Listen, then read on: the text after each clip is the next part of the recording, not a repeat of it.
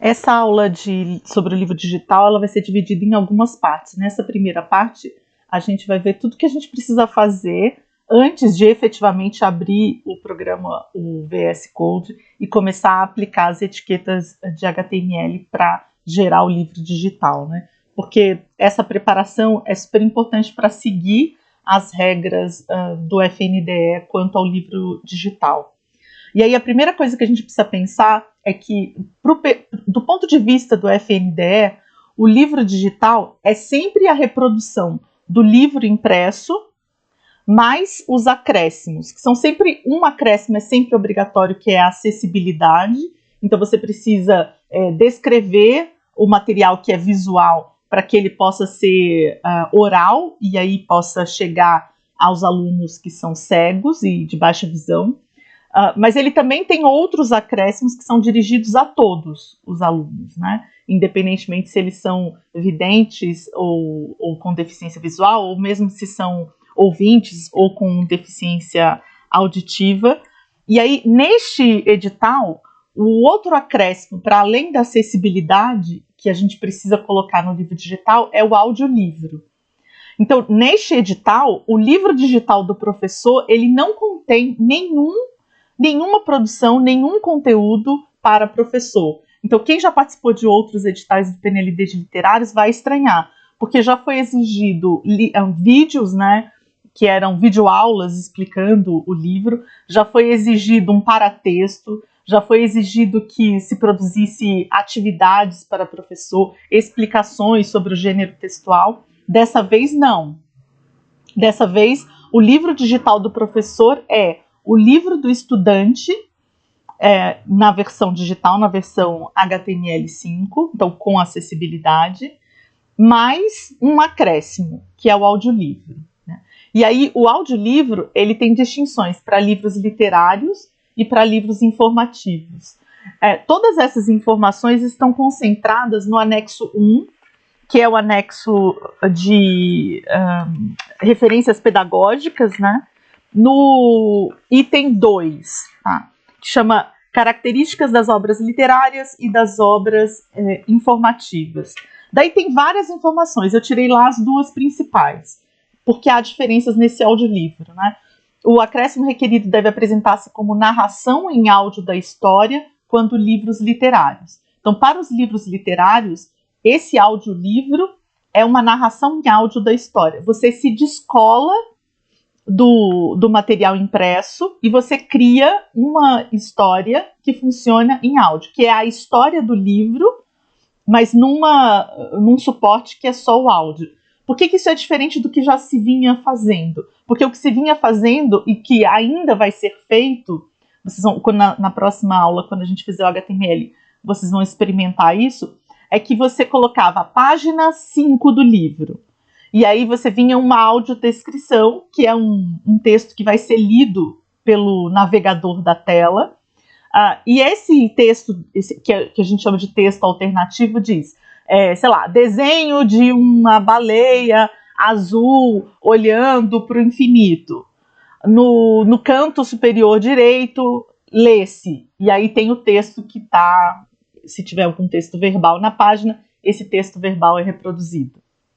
Certo? Então, isso ainda vai ser feito, porque isso é parte do componente dos acréscimos de acessibilidade que o HTML5 tem. Então, o HTML5 vai ter, página a página ou dupla de página, uma reprodução do livro impresso, mais um texto alternativo.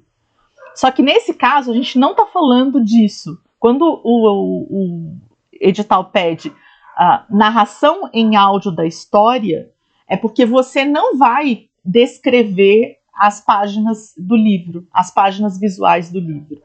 Aquele livro que foi contado com um texto visual e um texto, com um texto verbal e não verbal visual, ele vai ser contado agora como um texto verbal oral. Né?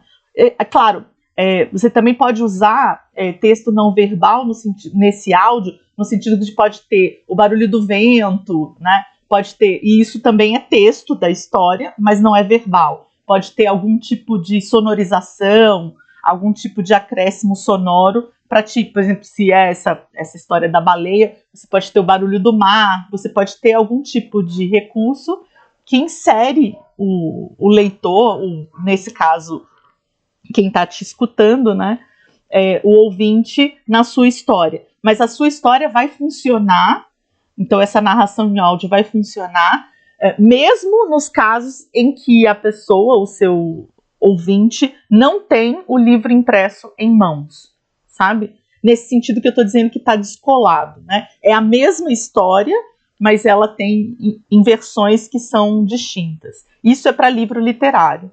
Agora, quando o livro literário é de imagem, porque um dos gêneros textuais que está previsto para o livro literário é um livro só de imagem, ou quando a categoria é dos livros informativos, aí esse acréscimo em áudio deve narrar as figuras, contextualizar em frases os conceitos, produzir texto alternativo ou explicar texto, ou legenda de imagem, seguindo as orientações de audiodescrição. Aí, no caso do livro literário de imagem, do livro informativo, esse áudio, portanto, não vai estar tão descolado do livro impresso. Então, para ele ser completamente inteligível, ele vai, de alguma forma, estar atrelado ao livro impresso, com a diferença de que ele é um áudio totalizante, né? Ele é um áudio que o professor leva esse áudio para a sala de aula, coloca esse áudio, e aí crianças que são cegas e crianças que são videntes vão poder acompanhar a história. A questão é que esse áudio, de alguma forma, está mais atrelado ao livro impresso do que no caso do livro literário, em que a narração em áudio da história funciona a despeito do texto visual que está lá no livro impresso. Tá? Gente, eu ainda tenho bastante dúvidas sobre algumas coisas nesse campo. Por exemplo, me bateu a dúvida aqui, né? Se no livro literário a gente não vai ter que cuidar de narrar as figuras, contextualizar em frases os conceitos, produzir texto alternativo, no caso do HTML5, eu também me pergunto se esse acréscimo em áudio do livro informativo concorre com o texto alternativo do HTML5. São coisas que eu vou ainda perguntar, porque a gente ainda pode fazer perguntas sobre esse edital, e aí, na medida em que houver respostas, eu acrescento aqui nessa playlist mais algum vídeo. Eu também tenho dúvida, por exemplo, na apresentação dos arquivos de HTML5, porque em algum momento do edital eles dizem lá no campo principal que você precisa apresentar 2 HTMLs, um do livro do estudante e outro livro digital do professor, só que no quadro 1 aqui do anexo 1, página 5, a gente só tem como formato do livro do estudante só o livro impresso, não em HTML. Até porque não faz sentido, porque o livro digital do professor é simplesmente o livro do estudante mais o audiolivro. Então não faz nem sentido você produzir 2 arquivos, né? Mas isso é uma coisa que eu vou perguntar, porque se a gente não produzir os 2 e chegar lá no momento de subir na plataforma e forem exigidos os 2, a gente dançou, né? Então precisa fazer essa pergunta antes de chegar lá no mês de outubro. Aí a gente precisa preparar as pastas do HTML5, tá? Essa estrutura que está aqui com essa imagem em preto, eu retirei de um documento que está citado no edital. É um documento à parte, mas ele está citado no item 1.7 do edital, e que traz todas essas especificações relativas ao livro digital. Está aqui, ó, no item 1.7, o documento Especificações Técnicas para o Desenvolvimento da Obra Digital, disponível no portal do PNLD, é parte integrante desse edital no que couber. Porque esses documentos são feitos para todos os livros comprados pelo PNLD. Então, tem algumas coisas que eles podem exigir que não são específicos, né? Aí você clica aqui e você vai conseguir abrir o material, deixa eu abrir aqui, que é esse daqui. Esse é o documento que está lá naquele link, tá? Então, ele foi feito em fevereiro de 2024 e ele foi feito para o edital de EJA. Então, ele não está ajustado para literários, né? Pode ter algumas coisas que vocês estranhem. Mas aqui tem as características, né, do que eles estão pedindo, de como é que eles padronizaram, e uma das coisas que eles padronizaram é exatamente a estrutura de pastas, né, que está aqui na página 6. Foi de onde eu tirei, aqui ó, de onde eu tirei aquela figura, tá? Então, eles dizem tudo que pode conter, né, e dizem também os nomes dessas pastas, tá? E esses nomes, deixa eu voltar aqui pro meu PPT, esses nomes eles estão em inglês. Então, você tem uma pasta chamada Content. Nessa pasta chamada Content entram todos os arquivos que são relativos ao miolo do livro, né? E no caso aqui tem mais de um arquivo, simplesmente pelo fato de que em didáticos a gente vai ter muitos aqui, né? Em literários a gente basicamente tem um, que é o de miolo, tá? Aí tem essa pasta recursos. Essa pasta recursos dentro tem fontes, imagens, scripts, estilos, vídeos, e aqui eles esqueceram, mas também tem a pasta áudios, tá? Tudo em inglês. A gente não pode usar os nomes em português. Isso é importante porque na hora de fazer a versão do EPUB, lá na plataforma do FNDE, isso tudo vai estar padronizado. Então, se você não usar todos os nomes, exatamente os nomes que eles estão colocando, e no mesmo formato, tudo em minúsculas, sem espaços, se você não fizer assim, não vai dar certo lá no final a conversão do seu livro. Depois, aqui na pasta principal, né? Então, essas eu vou mostrar ali no meu arquivo, para talvez fique mais claro, mas esses arquivos aqui estão na pasta principal, exatamente na pasta onde estão essas pastas todas, né? E aí a gente tem como arquivos o Content OPF, que é o que a gente vai fazer na terceira parte da aula. Depois a gente tem o arquivo da capa, tá? Ele tem que estar aqui exatamente por causa da conversão do EPUB. Então a gente tem aqui um arquivo cover.jpg e tem que se chamar cover, né, em inglês, não pode ser capa. Aí a gente tem o arquivo index, então quando a gente entra em qualquer site, o index é exatamente o arquivo que o navegador busca, né? Quando você digita um endereço, o navegador entra naquela pasta e ele busca esse index. No index do HTML do PNLD, a gente coloca o sumário, tá? E por fim, aqui embaixo a gente tem o arquivo TOC, que também é relativo à conversão para EPUB. Né? E aí entra na parte que eu acho a mais relevante, que é a gente pensar no que a gente precisa ter para começar a produzir o HTML. A primeira coisa que a gente precisa fazer é planejar a estrutura da obra. Né? Perdão, eu falei que ia mostrar aqui a minha pasta. Deixa eu mostrar a minha pasta, para talvez, antes de entrar nisso, para ficar mais claro. Né? Eu montei aqui uma pasta de exemplo que a gente vai usar na próxima parte. Veja aqui que eu estou numa pasta, e aí eu tenho os 4 arquivos principais, então o Content, a capa, o Index e o TOC. E aí eu tenho uma pasta que chama Content, conteúdo, e aí ela só tem um arquivo que vai ser o miolo do livro. Eu tenho outra pasta que se chama recursos, e aí nessa pasta recursos eu tenho fontes, imagens e estilos. Aqui está faltando a pasta áudio, porque vai ter que entrar o audiolivro, né? Então eu vou ter que criar aqui, já vou aproveitar.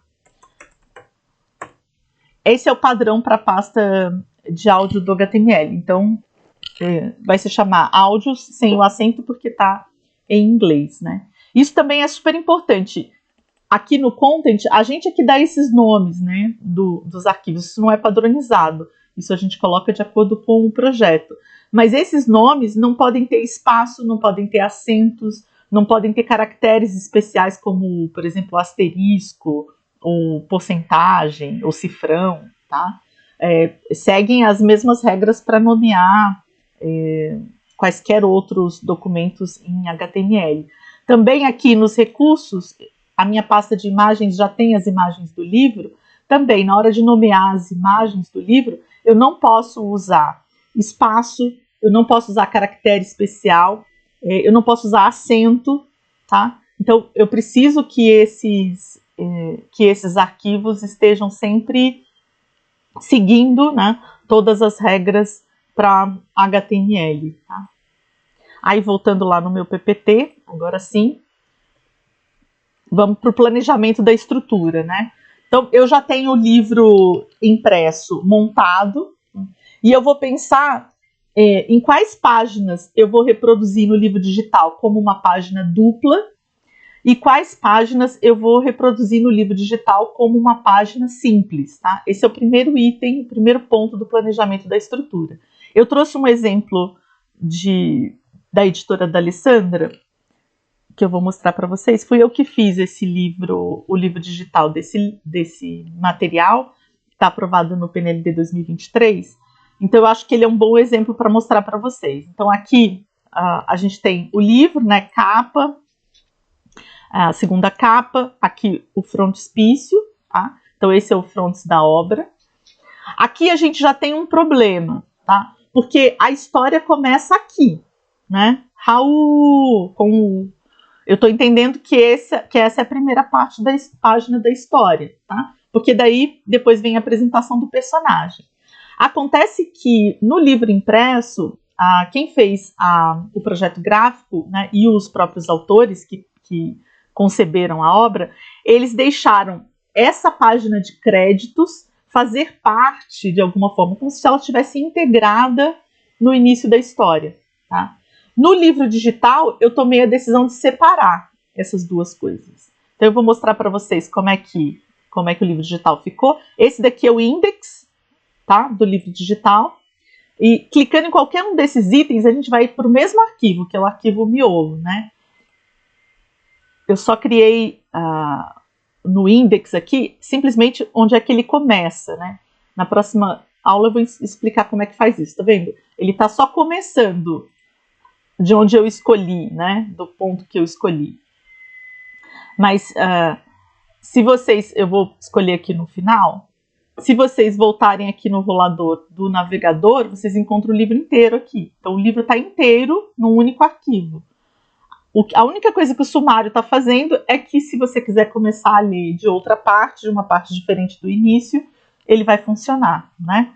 Então aqui, exigência do PNLD, a gente sempre vai nomear, né, se é capa ou se é página e o número da página, tá? As páginas estão sempre numeradas e estão indicadas aqui, né? Porque, obviamente, a numeração que está no livro impresso, ela não faz sentido aqui, né? Inclusive, eu a eliminei, né? Se vocês compararem aqui tem página 4 e 5, é uma exigência do PNLD que as páginas estejam numeradas, mas aqui no livro digital, página 4 e 5, a numeração da página migrou para cá, e eu retirei a numeração da página aqui da reprodução da página dupla do livro, né? Mas voltando aqui, então, para a decisão do crédito, olha o que aconteceu. Aqui, eu tinha a página de crédito, né? Inclusive essa informação de que você pode contar o que achou da história, mas o início da história, que estavam juntos. Aqui no livro digital, eu achei por bem separar. E tem uma razão razoavelmente técnica para isso. É o fato de que, se eu reproduzisse essa dupla de páginas, né, que tem essa ilustração, com os créditos aqui desse lado, e esses créditos estivessem como parte da imagem raster, essa é uma imagem raster, né? A imagem raster é a imagem que não tem edição, ela é formada de pixels, né? Então ela não tem texto editável. Não tem como um navegador ler esse Raul, porque esse Raul foi transformado em pixels e faz parte dessa imagem. Isso aqui é um raster. Um raster não vai ser, o texto que é verbal dentro do raster não vai ser lido pelo leitor. Eu preciso ter um texto editável para ele poder ser lido pelo navegador. E eu não ia incluir no texto alternativo disso daqui todas essas informações. Imagina obrigar uma pessoa cega a ouvir edição, @2021, cultura escrita, texto, cultura escrita, escreva, contato. Isso é pavoroso. Colocando aqui como uma informação editável, usando as teclas de atalho do navegador, a pessoa cega que estiver ouvindo isso daqui, quando ela perceber que isso aqui é a página de crédito, ela vai dar o comando para pular para a próxima, para o próximo conteúdo. E aí o próximo conteúdo já é páginas 2 e 3, e aí já tem essa imagem. E essa imagem tem um texto alternativo aqui embaixo. Eu vou clicar aqui com o botão direito e pedir para o navegador entrar no modo inspecionar, tá? Porque aí ele aparece a estrutura, né, dessa página. Eu vou clicando aqui com a setinha, ó, aqui em cima, eu seleciono essa página e aí vocês vão ver aqui, deixa eu aumentar para ver se fica melhor. Vocês vão ver que tem uma imagem e tem um texto alternativo. Então, se eu estivesse usando um leitor de tela, esse leitor de tela ia ler esse texto. Raul, o lobo, está sobre um monte, está sobre um morro, de onde avista uma extensa floresta de árvores parecidas. No céu se lê, Raul, asterisco. Então, eu criei um texto alternativo para essa imagem raster, e aí quando o navegador, quando o leitor acionar a leitura do navegador, né, ou do navegador, ou eventualmente se ele usa o NVDA que está instalado no computador, quando ele usar esse leitor em voz alta, esse é o texto que vai ser lido em voz alta. Tá? Todas essas imagens, se a gente usar aqui a setinha para clicar em outra, vocês vão ver que todas essas imagens estão com um texto descritivo. Essa daqui, por exemplo, tá. Raul caminha por gramado rodeado de árvores. O texto diz: Raul vivia em uma floresta muito perigosa. Ele achava isso muito divertido, porque cada dia era uma nova aventura. E isso é importante no planejamento, tá? O que você vai colocar como um texto editável e o que você vai colocar como um texto que vai estar dentro do raster. Nesse livro literário, os textos verbais eles eram muito pontuais e muito integrados ao texto não verbal, à ilustração. Então, a decisão que foi tomada foi de deixar o texto verbal dentro da imagem raster e incluir no texto alternativo. Porque eu entendi que quando eu descrevia essa ilustração e dizia esse texto, eu estava dando ao leitor cego uma oportunidade similar de ele construir a história da maneira como um vidente construiria. Porque eu entendi que um vidente leria esse texto verbal muito integrado na fruição da ilustração. Se eu tirasse esse texto verbal e colocasse aqui em cima como um texto editável, eu faria com que esse texto verbal fosse sempre lido primeiro e depois fruído a ilustração. Se eu colocasse aqui embaixo como um texto editável, primeiro se iria fruir a ilustração e depois o texto. Fazendo como texto alternativo, eu tive a possibilidade de fazer essas escolhas do que eu ia ilustrar, inclusive de brincar com isso, né? Eu não sou exatamente uma pessoa criativa, mas quem é mais ligado ao mundo literário pode fazer uma brincadeira com isso, pode ler uma parte do texto, né? Pode descrever uma parte da ilustração e trazer um pouco do texto verbal. Depois continuar com a descrição da ilustração e depois continuar com o texto verbal. Ou colocar o texto verbal primeiro, a ilustração, e depois voltar com alguma outra parte. Ou o contrário. Enfim, eu entendi que fazendo as páginas como imagem raster, incluindo o texto verbal, eu tinha mais possibilidades aqui no texto alternativo de oferecer às crianças cegas uma fruição da página, da dupla de páginas, mais parecida com a fruição que eu entendia que iria acontecer com a criança vidente. Claro que tudo isso é muita suposição, né?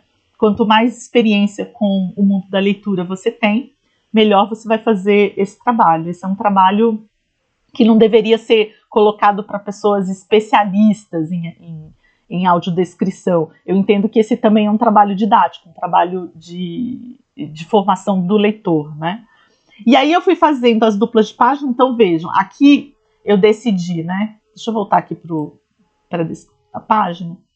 Então eu fui decidindo, essa daqui é uma dupla de páginas, então aqui eu separei, isso daqui virou um texto editável, isso daqui virou um raster, aqui uma dupla de páginas, porque isso daqui é uma única ilustração, né? Aqui também uma dupla de páginas, aqui também. Nesta também, muito mais do que em outras, porque vejam que até o texto verbal atravessa as duas páginas. Aqui também. Esta também. Ah, e aqui tem uma característica interessante, porque tem texto verbal aqui e depois tem texto verbal aqui. Então isso também pode ser usado no texto alternativo, né, como um coringa para contar essa história. Aqui, por exemplo, alguém poderia entender que a gente poderia dividir, colocar primeiro essa página e colocar depois essa página. Qual que seria o coringa? Por isso que é importante pensar isso no planejamento. Porque você pode pensar assim, esse texto verbal é muito grande, né? Inclusive, esse texto verbal poderia estar fora da página, né? Então, você retirar esse texto verbal, fazer o raster da página e deixar esse texto verbal em cima, como se fosse um texto editável. Isso é possível de fazer. Ou você poderia considerar isso daqui uma página, fazer o texto alternativo lendo isso daqui e depois fazer isso daqui como outra página com um texto alternativo descrevendo. Eu acho que eu fiz os dois juntos. Vou verificar aqui porque a minha memória não está tão boa. Deixa eu ver o que foi que eu fiz. Eu fiz como uma página única. Deixa eu ver o que eu fiz aqui no texto alternativo. Ficou enorme. Isso é ruim, tá? Porque o leitor em voz alta muitas vezes falha aqui na hora de ler. O NVDA, por exemplo, coloca imagem. A cada 100 caracteres ele repete imagem. E atrapalha um pouco a leitura, né? Mas o que eu fiz? Raul está no meio da floresta conversando com uma menina. O texto diz: quando avistou uma garotinha vestindo uma capa vermelha, o lobinho se aproximou e perguntou: menina, o que faz sozinho na floresta? Ela respondeu: estou indo visitar minha avó. Ela o convidou para o lanche. Eu tirei os travessões e também não apareceu aqui, mas a gente também não pode colocar aspas aqui dentro do texto alternativo, tá? Isso é uma coisa que os preparadores erram muito. Porque como o texto alternativo ele é precedido e depois tem uma aspas fechando, né? Você não pode ter aspas aqui dentro, tá? Entre essas duas aspas. Nem aspas simples, nada. E também não faria sentido colocar um travessão aqui, porque você tem que lembrar que isso aqui vai ser ouvido, né? Isso aqui não vai ser lido pelo leitor, tá? Isso aqui nem aparece na tela, né? Isso aqui só aparece como um elemento que está aqui subjacente à imagem raster. Então, naquele caso, eu escolhi fazer a página dupla, mas eu poderia ter feito outras escolhas, tá? Eu poderia ter escolhido colocar a ilustração, descrevê-la e depois fazer esse diálogo como um texto editável. Enfim, as possibilidades são muitas. Cada um precisa pensar o melhor jeito de contar essa história para uma criança cega, né? Como é que é a melhor forma dessa criança cega fruir esse livro com uma experiência o mais próximo possível da experiência que foi planejada, né? Não necessariamente a experiência do vidente, porque senão a gente está subordinando a criança cega à experiência do vidente, a gente não quer isso, mas a gente quer que as duas crianças, a criança cega e a criança vidente, tenham as potencialidades todas de fruição dessa história permitidas pelo nosso trabalho, né? O nosso trabalho é permitir que todas essas crianças possam fruir esse texto literário de maneira potente. Então, a gente tenta eliminar as barreiras, tanto para os videntes quanto para as crianças cegas, de fruição desse texto literário. E aí você vai pensar, tem que parar e pensar. Essa é uma etapa muito importante do planejamento. Não dá para sair mandando produzir essas imagens lá do InDesign e simplesmente colocar no HTML. Não, tem que pensar, é um trabalho intelectual tão difícil quanto o trabalho de conceber a obra. Por isso que, na minha visão, precisa envolver os autores também, né? Os autores precisam pensar aí como é que vai fazer. Nesse caso aqui, eu escolhi a página inteira e já estou achando uma escolha ruim, tá? Já estou aqui pensando que se eu fosse refazer hoje, eu faria diferente, né? Aqui, gente, me pareceu inequívoco que eram duas páginas independentes, tá?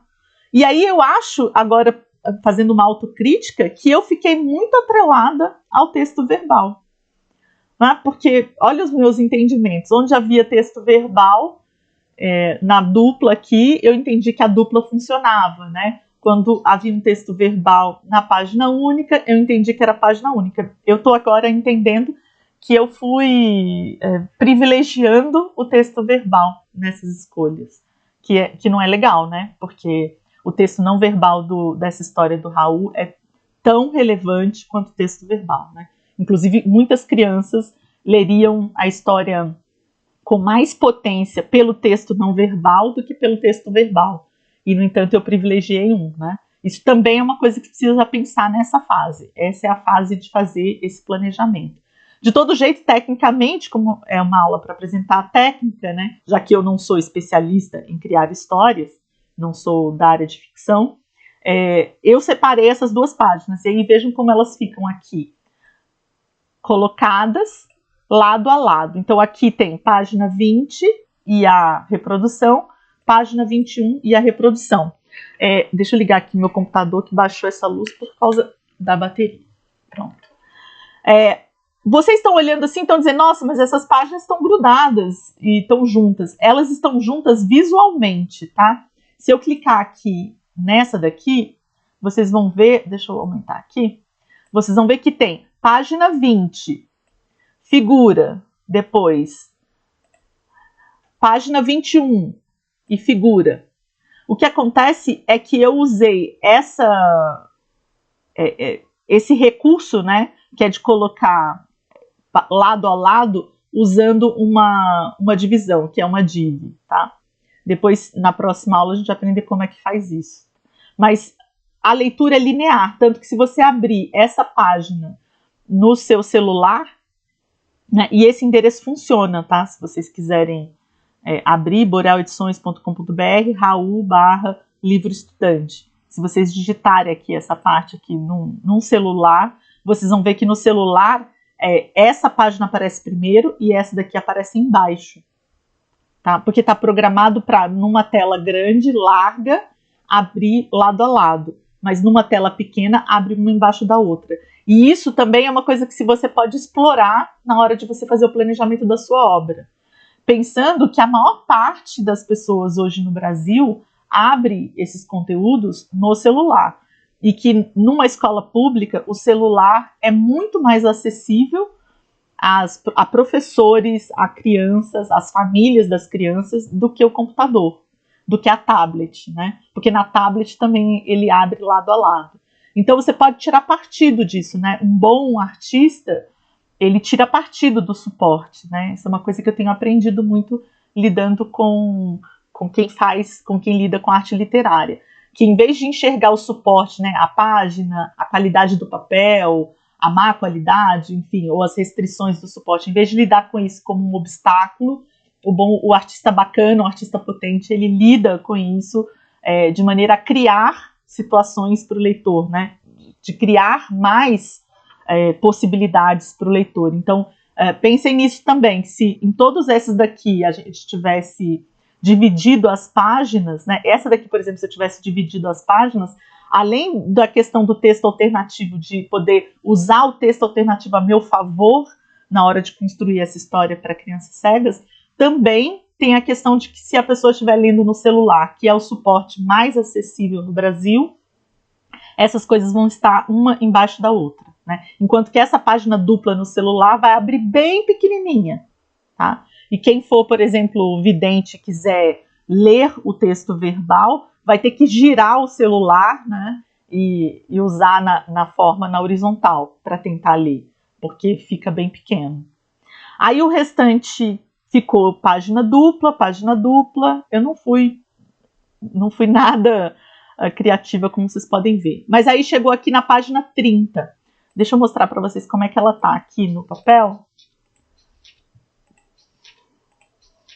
Aqui, na página 30, não tinha nenhuma razão para eu fazer um raster disso daqui e colocar todo esse texto como texto alternativo. Não tinha. Então, o que eu fiz? Eu transformei esse texto num texto editável. A exceção foi esse logotipo aqui, porque era difícil de... Isso daqui está como uma imagem. Deixa eu clicar aqui para vocês verem. Isso está como uma imagem. Porque era difícil reproduzir essa letra, essa fonte, com essa organização, estava difícil fazer isso. Então, eu escrevi letra feita à mão com o título Raul, o Lobinho. Eu achei que não havia prejuízo em fazer isso, né? E fazer como um texto editável ficou muito complicado. Mas o restante, vejam que isso daqui é um texto editável, tá? Eu usei a mesma fonte do livro, então vou aumentar aqui para ver. Eu peguei a mesma fonte, e aí você precisa ter esse cuidado que a fonte que foi usada no livro impresso precisa ser uma fonte pela qual você pagou ou é uma fonte que está aberta, porque o PNLD vai te exigir isso, né? Vai te exigir que você coloque os arquivos de fontes lá na pasta de fontes. Deixa eu mostrar aqui a pasta de novo.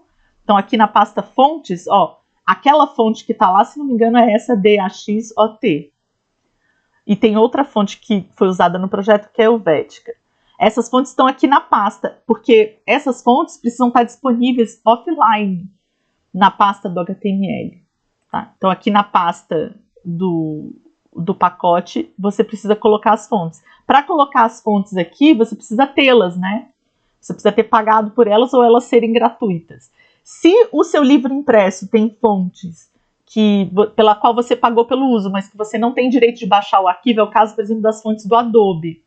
Eu estou com um grande pepino aqui com um projeto que a Adobe, eu tenho o direito de usar porque eu tenho a licença da Adobe, mas não tem como baixar a fonte e eu ter o arquivo da fonte. E aí no livro digital tem que trocar por alguma fonte similar. Se você puder já pensar nisso, obviamente, no livro impresso, você evita, mas se você não puder pensar nisso no momento de fazer o impresso, aí na hora de fazer o digital você vai ter que buscar uma fonte similar, de preferência que esteja em código aberto, né, que esteja licença aberta, para você poder usar aqui, tá? Porque a outra opção seria fazer um raster disso e descrever tudo isso no texto alternativo, que para mim me parece uma alternativa bem ruim. Aí então eu coloquei o texto editável, né, no máximo que pude, coloquei a fotografia, e a fotografia, deixa eu clicar aqui, tem um texto alternativo, né? Então, fotografia em preto e branco de mulher e homem abraçados, sentados em um sofá. Tá? Sempre bastante objetivo, né? Tem gente que fica, os cabelos longos, curtos, castanhos, piriri, pororó. Eu acho que você precisa medir o quanto isso é necessário para o objetivo da comunicação visual, porque senão você obriga o leitor cego a ficar ouvindo uma descrição minuciosa que não convém, ou que não cabe, que não agrega nada, que não leva a nada.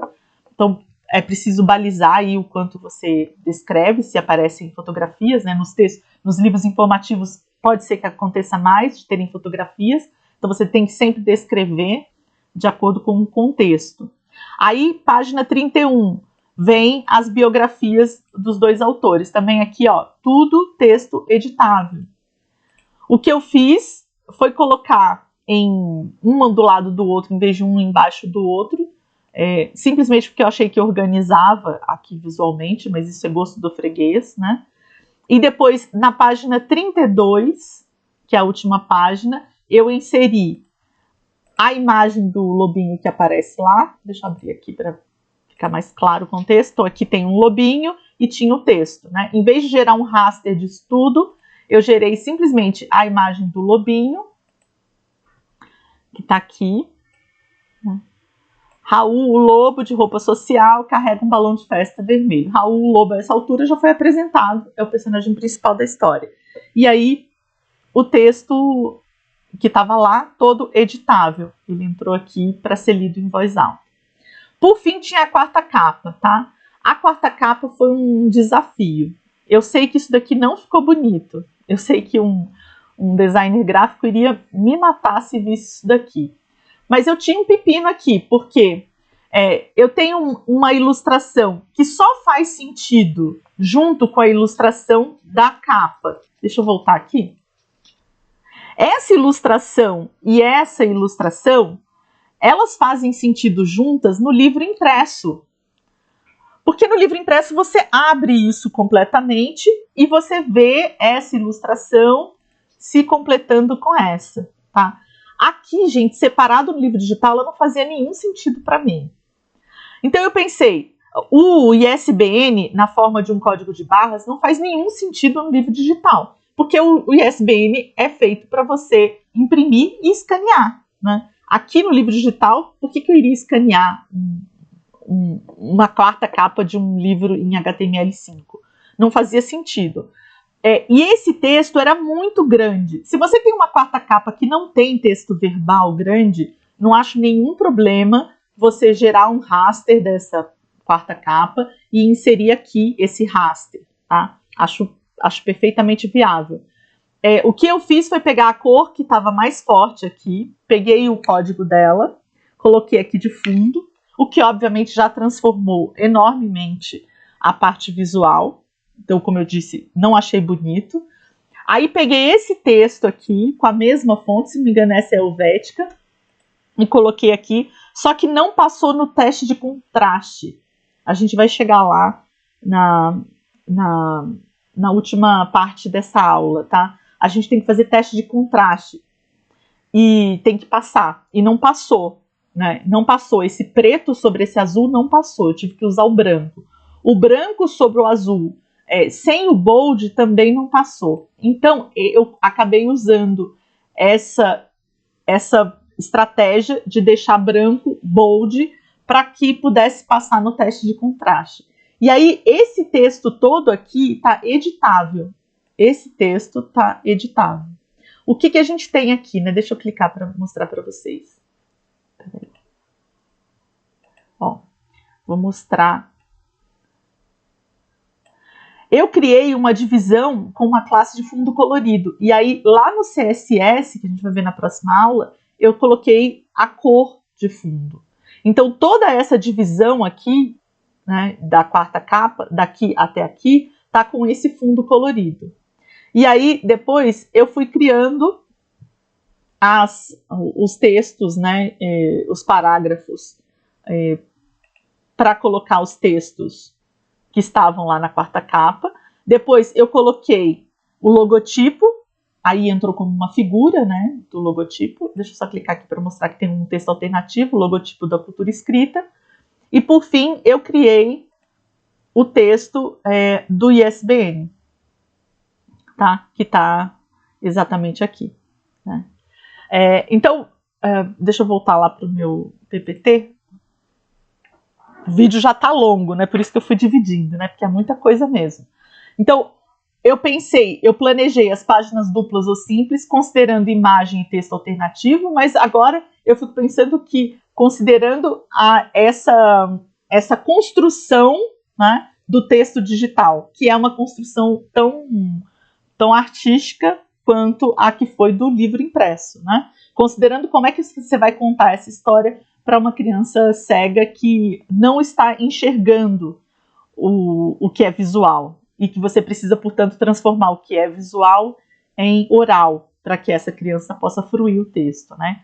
Aí nisso você vai pensar o que entra como texto editável e o que entra como raster, que foi essa comparação que eu fui fazendo com vocês. Inclusive, aqui,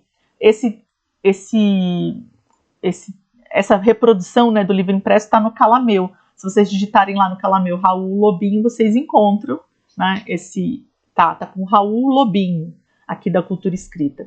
E aí, se vocês quiserem entrar aqui no site, vocês também encontram o livro digital. E aí vocês podem ir fazendo essa comparação, tá? Sempre que tiverem dúvida de qual foi o comando, vocês cliquem aqui com o botão direito em inspecionar, que aí aparece para vocês toda a programação, toda a semântica, né, todas as etiquetas usadas vão aparecer. Isso é super útil, inclusive com sites, né? Quando você está começando com HTML, você clica aqui no inspecionar e dá uma olhadinha em como é que foi feito, né? Então, se vocês quiserem, no momento que estiverem fazendo de vocês, olharem, né, esse exemplo, vocês podem vir aqui no Calameu e depois digita aqui, né, Boreal edições.com.br/Raul/livro estudante, e vocês podem encontrar os dois para irem comparando qual foi a solução e encontrarem boas soluções, inclusive para olhar os problemas, né, como os que eu já enxerguei aqui olhando o livro com vocês.